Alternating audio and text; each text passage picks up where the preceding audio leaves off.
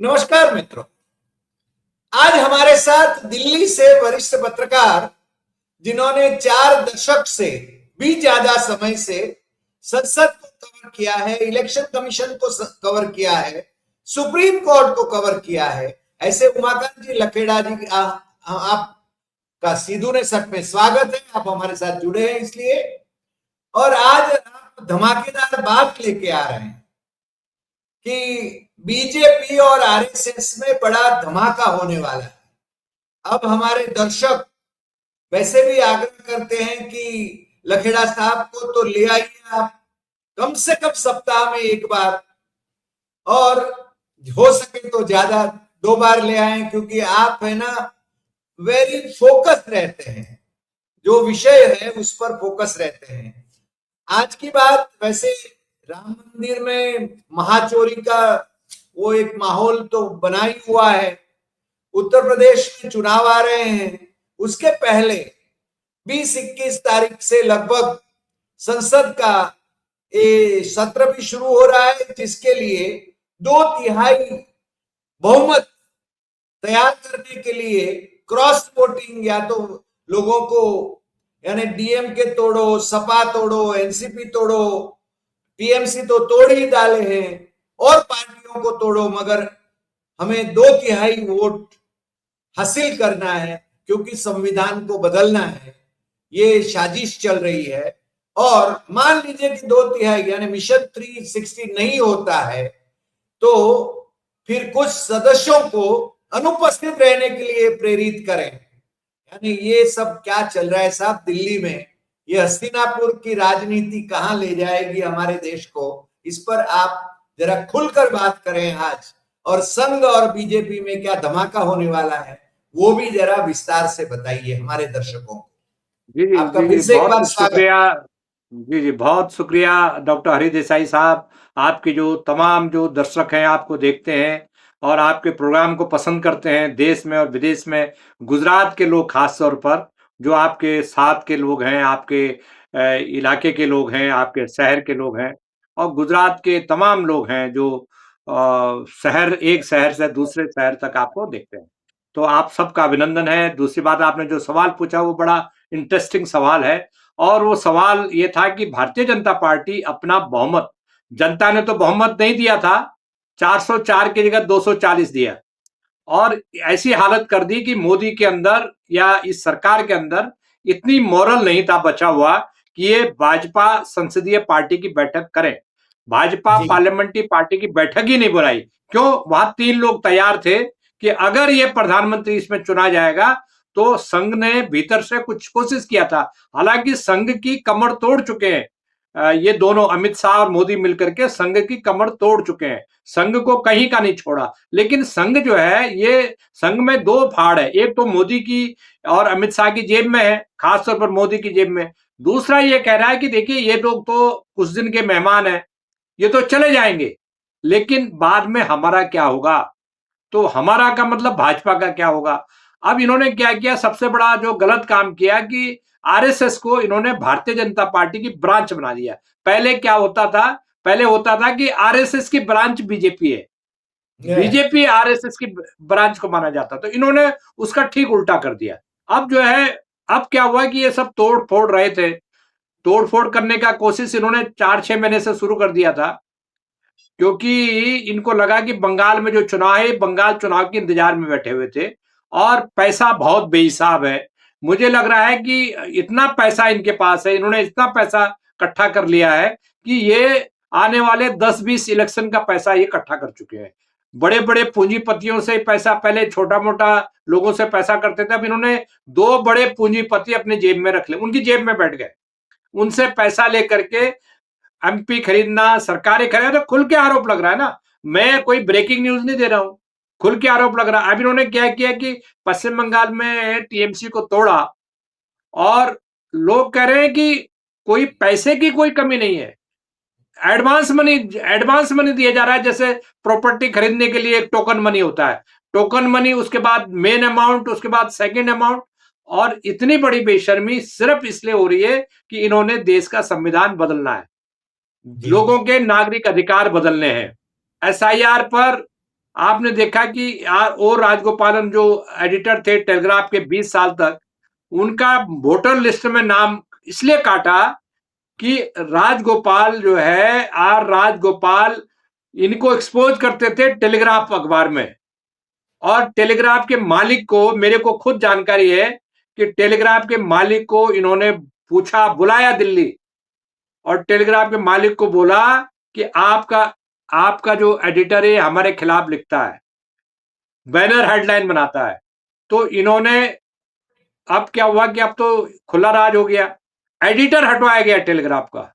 इसलिए हटाया गया कि वो बीजेपी के खिलाफ हेडलाइन लगाता था। अब वो जी हटा। उसके बाद जब वो हटा भी दिया, वो अब he is not on the job, वो बेरोजगार है, केरला के है वो राजगोपाल।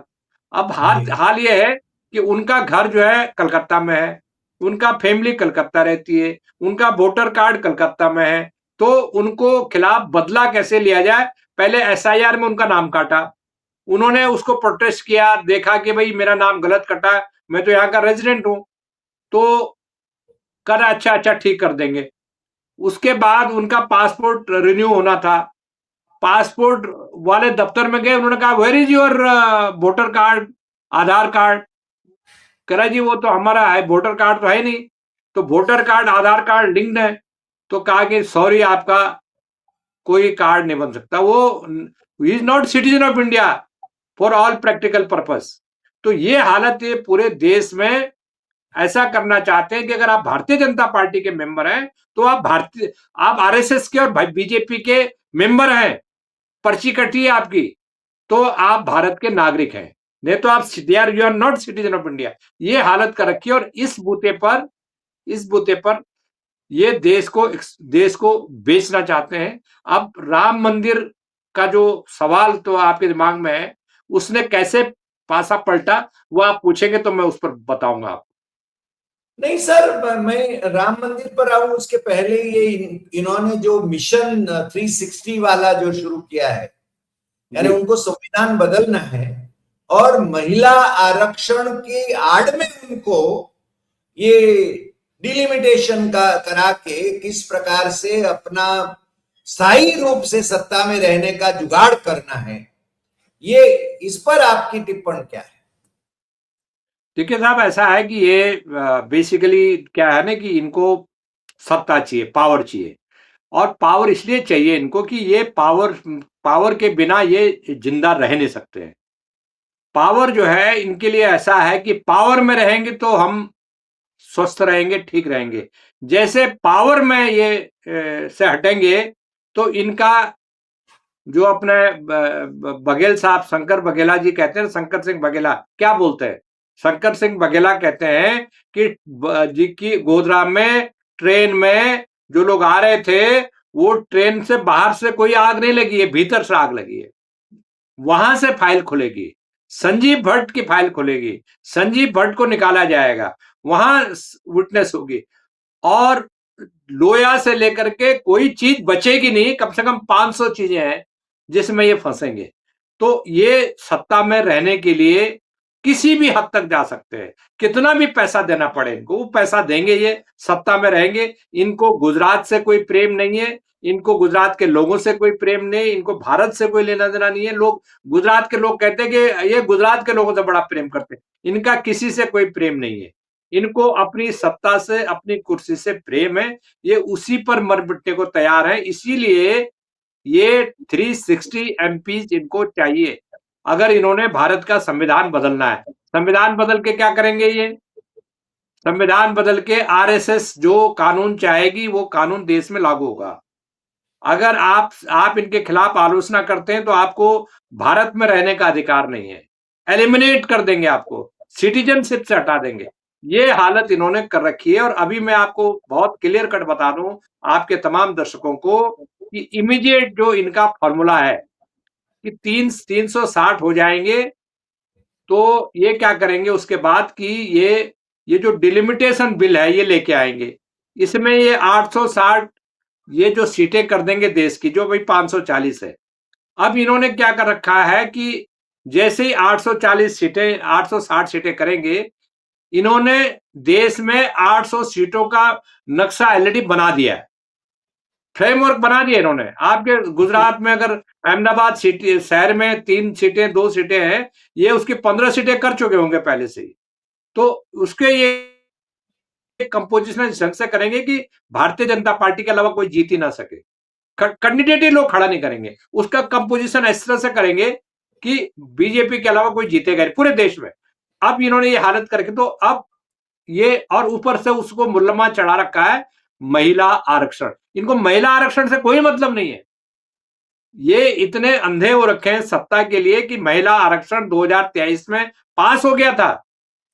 अरे जब पास हो गया तो महिला आरक्षण को आप दोबारा क्यों लेके आ रहे हैं? फिर उन्होंने आधी रात में पिछले सेशन में आधी रात में इन्होंने नोटिफिकेशन जारी किया, अरे ये तो पहले पास हो रखा है। तो आप ये बताइए कि ये इनको देश से कोई लेना देना नहीं है, लेना देना है। इनके जो पूंजीपति है अडानी अंबानी, उसके अलावा इनको किसी की चिंता नहीं है। देश भेज दिया, किसान ये जो अमेरिका के साथ डील कर लिया, अभी डील होने वाली है।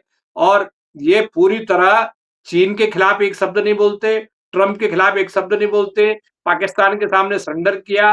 और अब ये देश में जो जो जो लोगों की नौकरियां लगती थी बच्चों की, गरीब घर का बच्चा, मिडिल क्लास का बच्चा, मजदूर का बच्चा, इनकी नौकरियां कंपटीशन पास करके लगती थी। इन्होंने कर दिया पेपर लीक का धंधा शुरू कर दिया। पेपर लीक ये बताइए 30-40 पेपर, मेरे समझ से 80 के पेपर लीक हुए। इनके 10 साल का कोई आंकड़ा है कि 89 या 89 के करीब पेपर लीक कराया इन्होंने। क्यों कराया पेपर लीक? किसने? आपने पेपर लीक करके क्या करते हैं? कौन गैंग है? इसका मतलब आपका शिक्षा व्यवस्था खत्म है, सिस्टम चौपट हो चुका है आपका।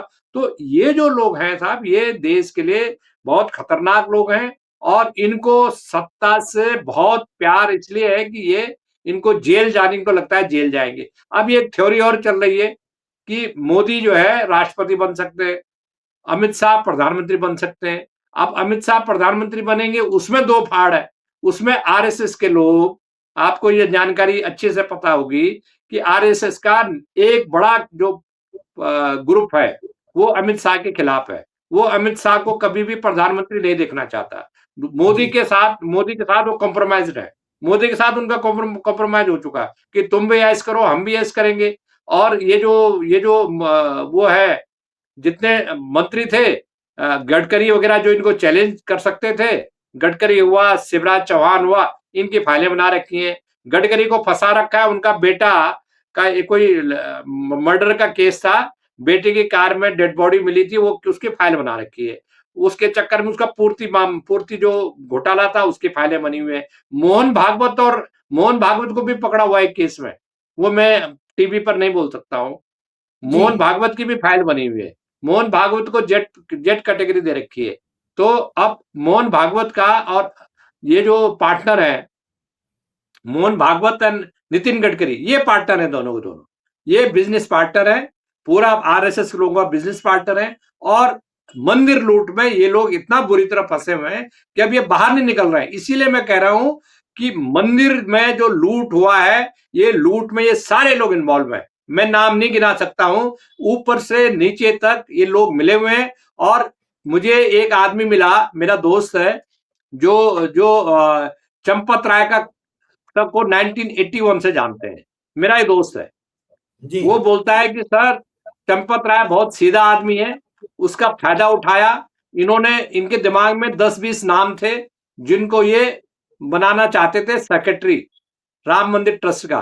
तो इन्होंने चंपत राय को इसलिए ढूंढा, उनका कहना है he was speaking me on behalf of Champat Rai, he was having a deep sympathy for Champat Rai. मेरी कोई सिंपैथी नहीं है, उसकी सिंपैथी थी। बोलते हैं कि इसका फायदा उठाया इन्होंने कि ये सीधा आदमी है, इसके जरिए हम गलत सलत काम कर सकते हैं, इसको प्रेशर करके गलत काम कर सकते हैं। हम दूसरे को पकड़ेंगे, वो गलत काम नहीं करेगा। तो इनको ये गारंटी हो गई थी कि चंपत राय जो वहां लूटपाट होने देंगे। और ये जो गिरी है, जो कोषाध्यक्ष है, ट्रेजरर है, वो तो आरएसएस के नागपुर के आदमी है। जी ये जो गोविंद गिरी है, ये तो आरएसएस के खास आदमी, ये तो अहमदनगर के वहां महाराष्ट्र के है। तो ये आरएसएस के हैं। आरएसएस के इन्होंने आरएसएस को खुश करने के लिए उनका ट्रेजरर भी रख दिया, जो जूना अखाड़े के संत वो है, संत है, तो उनको रख लिया। तो ये बताइए कि 80 साल का आदमी, कॉमन सेंस है, इतना बड़ा राम ट्रस्ट बना। 80 साल का एक साधु, एक महात्मा, जो भी आप कह सकते हैं उसको, 80 साल के आदमी को इतना सेंसिटिव जगह का ट्रेजरर बनाना चाहिए? उनके कोई अकाउंट की ट्रेनिंग है? वो कोई चार्टर्ड अकाउंटेंट है? वो क्या जानता है? उसको आप किस लिए कि आप लोगों के नीचे जो नोट गिनने वाले जो लोग हैं वो डायरेक्ट आरएसएस के अपॉइंटेड लोग थे। तो मैं इसलिए ये सारी बातें कर रहा हूं कि ये जो लूट है, ये लूटपाट है, ये लूटपाट से दो काम हो रहे हैं। एक तो आरएसएस का हेडक्वार्टर बना झंडावालान में इस लूट के पैसे से, ऐसा पब्लिक आरोप लगा रही है, खुल के आरोप लग रहे हैं। और जी दूसरा ये जो एमपीज एमएलए तोड़े जा रहे हैं, ये ताकि ये 360 का जो फिगर है उसको टच किया जा सके। अब एक और धंधा चल रहा है कि कुछ ऐसे पार्टीज हैं जो बीजेपी विरोधी पार्टीज हैं, उनके एमपीज को तोड़ने की कोशिश हो रही है। तो उसमें दो शर्तें रखी जा रही है कि भई ऐसा है, आप अपनी कीमत बताओ, आप वोट मत देने आओ ना, वोट हमारे खिलाफ मत दो, आप अब्सेंट हो जाओ, आप जो है हमारे खिलाफ, हमारे पक्ष में वोट नहीं देना है, आपको अब्सेंट होना है, उसका कीमत बताओ। ये षड्यंत्र चल रहा है। मुझे मैं पक्का यकीन है कि अगर ये अगर हो गया, ये पार्लियामेंट में कानून पास हो गया, जिसमें मुझे 50-50% उम्मीद है कि ये जब पैसा बिछा रहे हैं, नोट बिछा रहे हैं, अगले चुनाव में जिताने का वादा कर रहे हैं, तो ये कुछ भी कर सकते हैं। तो इतना ही मैं कहना चाहता हूँ इस सवाल पर। जी। लकेड़ा साहब, मुझे ये लग रहा है कि जैसे हम हमेशा कहते हैं कि इंदिरा गांधी तो मोदी से कई गुना पावरफुल थी। उसने जी। इमरजेंसी लगाई थी, पूरे ऑपोजिशन को जेल में डाला था। बावजूद जी। उसके इस देश जी। की जनता ने इंदिरा गांधी को, प्राइम मिनिस्टर इंदिरा गांधी को, और उसके खलनायक बेटे संजय गांधी को, जिसका परिवार आज भाजपा में है, उनको उस समय अपने चुनाव क्षेत्र में हराया था और पूरी कांग्रेस को हराया था। तो क्या जी। इस देश की जनता इनको हरा नहीं सकती क्या? देखिए साहब, ऐसा है, सवाल आपका बहुत अच्छा है, लेकिन सवाल ये है, जो मुद्दा ये है कि अब जो सोसाइटी, हमारा जो देश का जो मिडिल क्लास है, जिसको सिविल सोसाइटी भी बोलते हैं, उसी में से सिविल सोसाइटी निकलती है। मिडिल क्लास, सिविल सोसाइटी, इसको देख करके लोग मतलब सत्ता में बैठे हुए लोग डरते थे। सिविल सोसाइटी क्या कहेगी, लोग क्या कहेंगे? ये इतने बेशरम लोग हैं कि इनको किसी सिविल सोसाइटी से लेना देना नहीं है। दूसरा ये है कि इन्होंने ये काम किया कि समाज को, पूरे सोसाइटी को में हिंदू मुसलमान का बीज बो दिया, और उसको इतना इतना इतना तरीके से, इतना महीन तरीके से लोगों में एक कम्युनल जो इन्होंने बीज बोया, उसकी वजह से लोग महंगाई को भूल गए हैं, रोजी रोटी को भूल गए हैं, लॉ एंड ऑर्डर को भूल गए हैं, गोधरा भूल गए हैं, गुजरात दंगे भूल गए हैं, लोया भूल गए हैं। और इनकी जो भ्रष्टाचार है, इनके जो करप्शन है, ये जो सेल आउट कर रहे हैं देश के एसेट्स को, एयरपोर्ट बेच रहे हैं, पोर्ट बेच रहे हैं, कोई चीज नहीं है जो नहीं बेच रहे हो। और अब तो उत्तराखंड में, हमारे यहाँ उत्तराखंड में क्या हो रहा है कि बहुत बैरन लैंड पड़ी हुई है, पंचायत की लैंड है जिस पर लोगों की गाय बकरियां चरती थी, पहाड़ों में पेड़ हैं, पौधे हैं, वो पंचायत लैंड बिकवा रहे हैं पूरे उत्तराखंड में। और वो एक फैक्ट्री थी, आयुर्वेदिक फैक्ट्री अल्मोड़ा में, उस अल्मोड़ा में ये आयुर्वेदिक फैक्ट्री बिकवा दी सरकार की।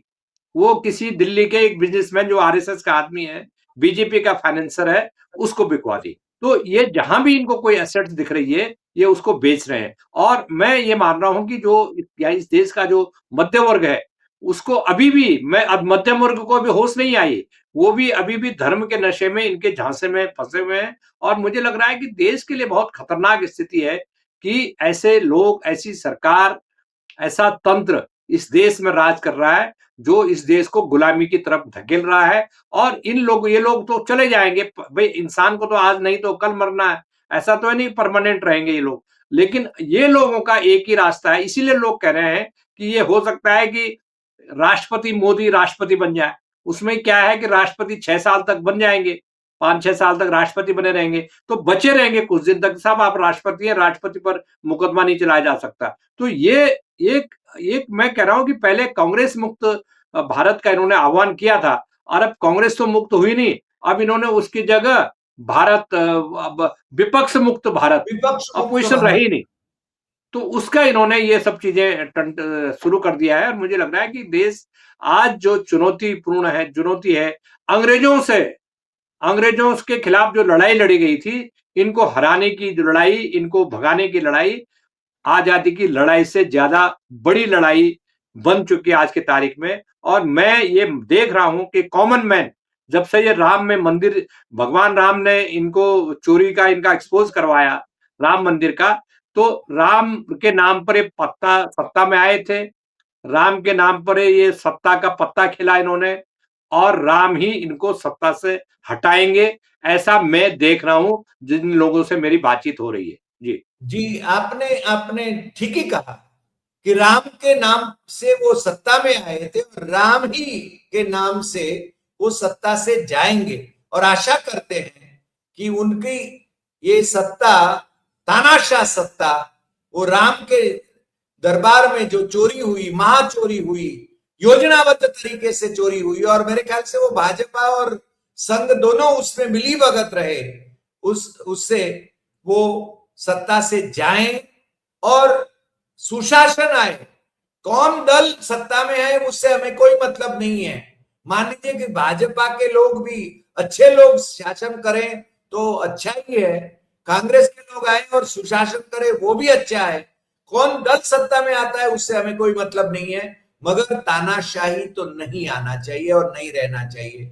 आपने ठीक ही कहा, राम के नाम से आए थे, राम के नाम से जाएंगे। आशा करते हैं आज आप हमारे साथ जुड़े और आपने एक बहुत अच्छा विश्लेषण किया, उसके लिए आपका बहुत बहुत धन्यवाद। और फिर मिलेंगे नए एपिसोड में नए विषय के साथ। नमस्कार। नमस्कार, बहुत धन्यवाद, नमस्कार।